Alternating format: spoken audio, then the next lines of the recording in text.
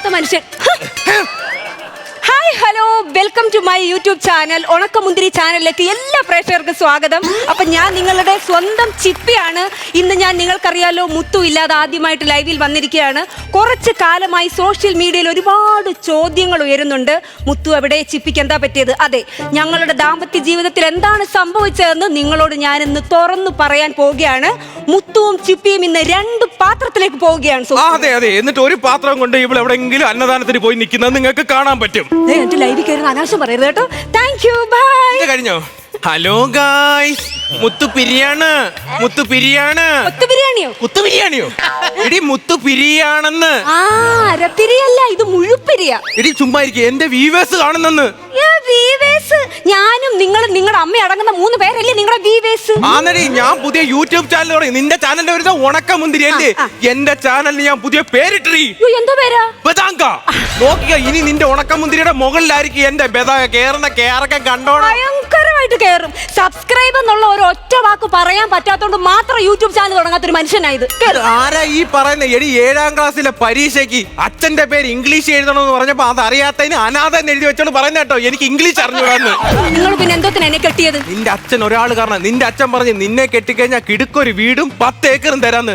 ചെന്നപ്പോ ഒരു മാട്ട വീട് 10 ഏക്കർ എവിടെ നിന്ന് ചോദിച്ചാ പറയണേ അതവരുടെ വീട്ടുപേരാണെന്ന്. 10 ഏക്കർ.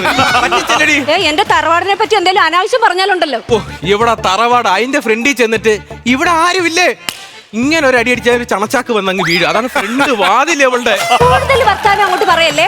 കൊച്ചിയുടെ കാര്യം അങ്ങനെ. കൊച്ചിയിലെ കാര്യം അങ്ങനെ. ഇപ്പൊ കൊതുകടി കുറവുണ്ട്, പിന്നെ മെട്രോ ആയി കൊന്നു. കൊച്ചി ഭയങ്കര വികസനമായിട്ടുണ്ട്. അതല്ല ചോദിച്ചത്, നമ്മുടെ കൊച്ചിന്റെ കാര്യം അങ്ങനെ. നമ്മുടെ കൊച്ചിന്റെ കാര്യം തിങ്കൾ മുതൽ വെള്ളി വരെ കൊച്ചെന്റെ കൂടെ, ശനിയും ഞായറും കൊച്ചു നിന്റെ കൂടെ.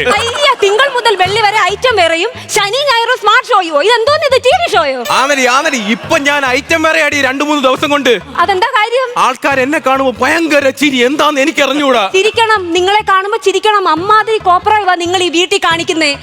ഈ വിവരങ്ങളെല്ലാം പറഞ്ഞുകൊണ്ട് ഞാൻ എന്റെ അമ്മാവനെ വിവരം അറിയിച്ചിട്ടുണ്ട്. അമ്മാവൻ ഇപ്പൊ എത്തും. വരണം. ഇപ്പൊ ഒരു 3ാമത്തെ എൻട്രിക്ക് പറ്റിയ സമയം. അമ്മാവൻ വരണം, ഞാൻ വെയിറ്റിംഗിലാണ്. അമ്മാവൻ വരട്ടടി. വെറും അമ്മാവനല്ല, വക്കീൽ അമ്മാവൻ. വരട്ടടി, നിന്റെ അമ്മാവൻ വരട്ടെ. വരട്ടെ, അമ്മാവൻ വരട്ടെ.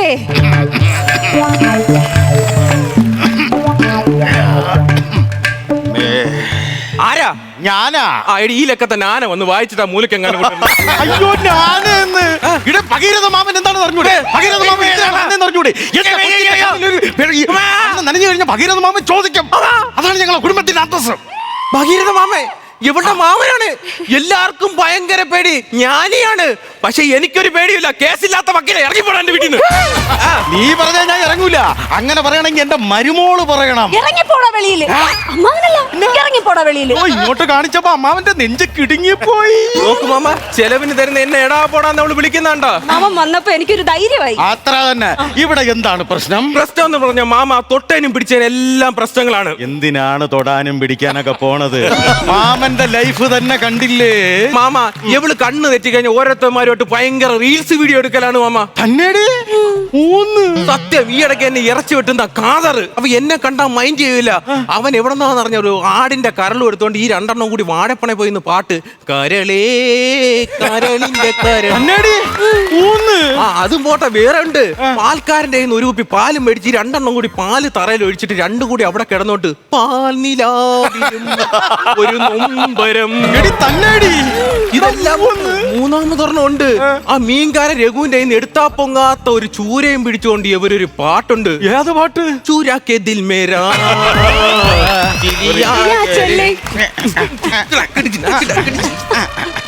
ഈ മുതുകണ്ട കടന്ന് കാണിക്കുന്നുണ്ടോ?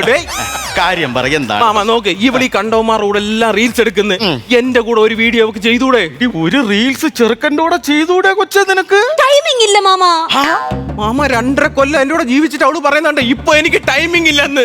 എടി, ആ ഒരേ കാരണം കൊണ്ടാണ് എന്നെ വേണ്ടാന്ന് പറയണത്. മാമ അതുകൊണ്ടല്ല, കഴിഞ്ഞ പ്രാവശ്യം ഈ നാട്ടുകാരെല്ലാരും എടുത്തിട്ട് കാണിച്ച എന്തോന്ന് മാമൻ അറിയാമോ?